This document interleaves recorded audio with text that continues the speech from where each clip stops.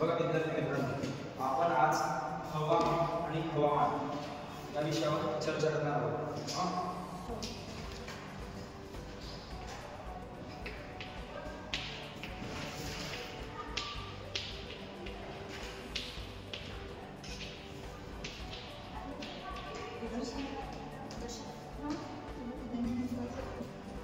हवा आणि हवामान याबद्दल तुम्हाला काही माहिती आहे का? हवा आपल्या डोळ्यांना दिसत नाही, पण ती आपल्याला जाणवते। अगदी बरोबर। तर आपण हवा आणि हवामान हे बघत असताना तर आपलं ऋतुचक्र असतं, उन्हाळा, पावसाळा, हिवाळा या प्रकारे आपलं वातावरण बदलत असतं, बरोबर। तर हवेचा वेग बदलतो, हवेची दिशा बदलते।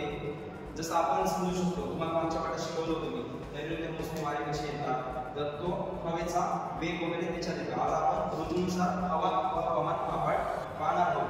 तर आपले किती ऋतू असतात? तीन कोणकोणते? उन्हाळा, पावसाळा, हिवाळा। अगदी बरोबर।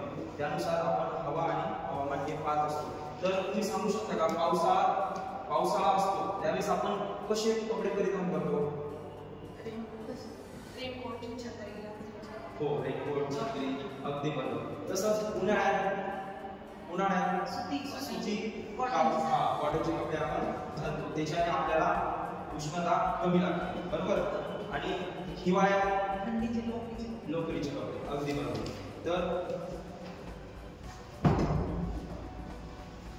एक गोष्ट लक्षात ठेवा, हवा आपल्याला डोळ्याला जाणवत नाही, पण ती असते। आपण एक उदाहरण पाहूया। आता हा आहे फुगा, हा फुगा आहे, त्याच्यात हवा भरली, हे आपल्याला डोळ्याने जाणवते का? जाणवत नाही। पण ज्यावेळेस फुगा उंच उडतो, वरती आपण त्याला फेकतो, तर त्याच्यात काय असते?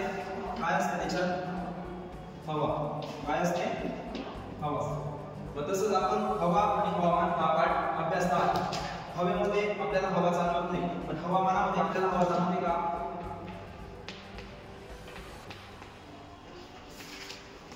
हवामानामध्ये आपल्याला हवा जाणवते का? तर जाणवते। आपण हवेचा अंदाज हवामानानुसार काढतो।